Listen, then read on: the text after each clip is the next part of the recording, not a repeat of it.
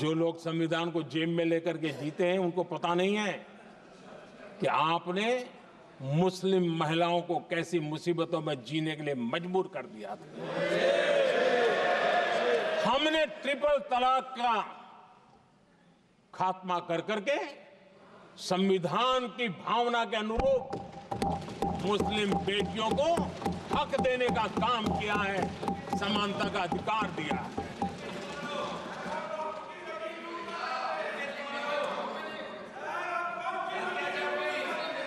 जब भी देश में एनडीए की सरकार रही है,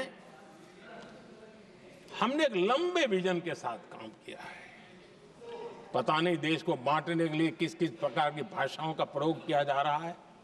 हताशा, निराशा पता नहीं उनको कहां तक ले जाएगी, लेकिन हमारी सोच कैसी है, एनडीए के साथी मिलकर के किस दिशा में सोचते हैं।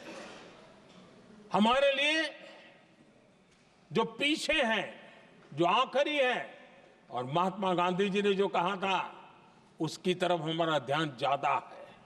और उसी का परिणाम है कि अगर हम मंत्रालयों की रचना करते हैं तो भी मंत्रालय कौन सा बनाते हैं, पूर्वोत्तर के लिए अलग मंत्रालय बनाते हैं।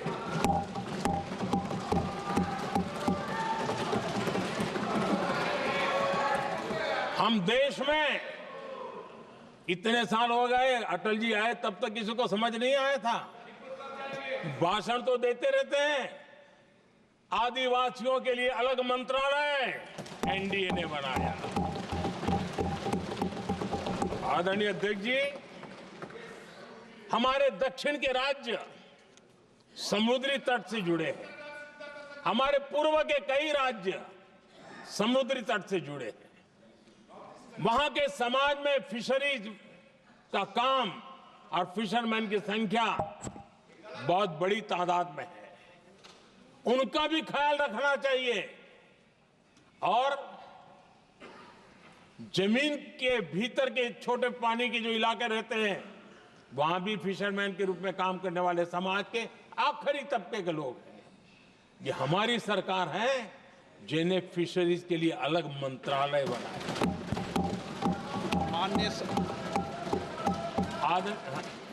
माननीय सदस्यों, अगर सभा की सहमति हो तो सभा की कार्रवाई इस विषय की समाप्ति तक बढ़ा दी जाए। माननीय प्रधानमंत्री जी। आदरणीय अध्यक्ष जी, समाज के दबे कुचले वंचित लोग, इनके अंदर एक सामर्थ्य होता है।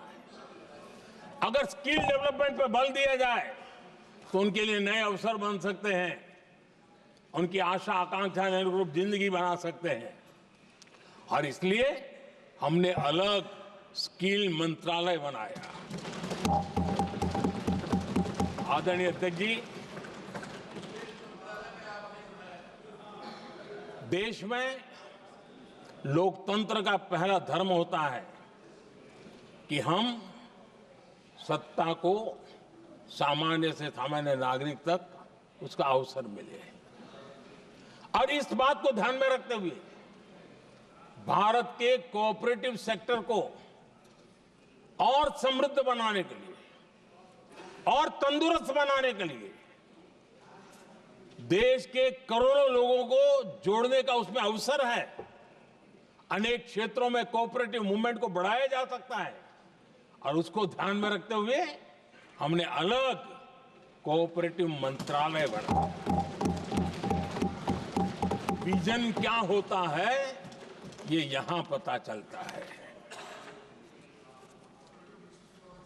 आदरणीय अध्यक्ष जी, जाति की बातें करना कुछ लोगों के लिए फैशन बन गई है। पिछले 30 साल से सदन में आने वाले ओबीसी समाज के सांसद दलों के भेदभाव से ऊपर उठ करके एक होकर के 30-35 साल से मांग कर रहे थे कि ओबीसी कमीशन को संवैधानिक दर्जा दिया जाए। जिन लोगों का आज जातिवाद में मलाई दिखती है, उनको उस समय ओबीसी समाज की याद नहीं आई। ये हम हैं जिन्होंने ओबीसी समाज को संवैधानिक दर्जा दिया। पिछड़ा वर्ग आयोग आज संवैधानिक व्यवस्था में जो है। आदरणीय अध्यक्ष जी, हर सेक्टर में एससी, एसटी, ओबीसी को ज्यादा से ज्यादा अवसर मिले, उस दिशा में हमने बहुत मजबूती के साथ काम किया है। मैं आज इस सदन के माध्यम से देशवासियों को उनके सामने एक अहम सवाल रखना चाहता हूं।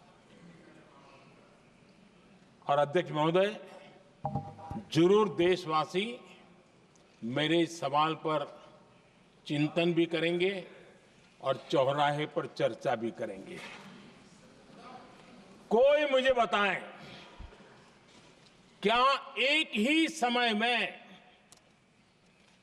संसद में एससी वर्ग के एक ही परिवार के 3 सांसद कभी हुए हैं क्या?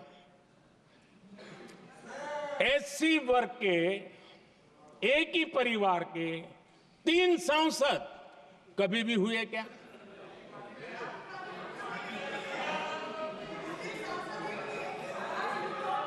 मैं दूसरा सवाल पूछता हूं,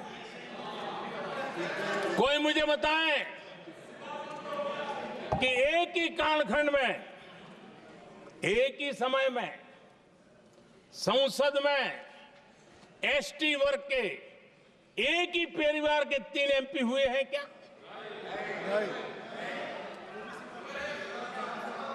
आदरणीय अध्यक्ष जी, कुछ लोगों की वाणी और व्यवहार में कितना फर्क होता है, मेरे एक सवाल के जवाब में मिलता है।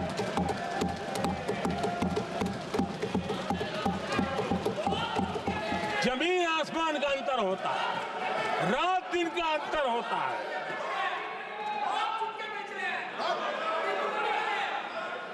आदरणीय अध्यक्ष जी, हम एससी एसटी समाज को कैसे सशक्त कर रहे हैं? आदरणीय अध्यक्ष जी, समाज में तनाव पैदा किए बिना एकता की भावना को बरकरार रखते हुए समाज के वंचितों का कल्याण कैसे किया जाता है, इसका मैं एक उदाहरण देता हूं। 2014 में 2014 में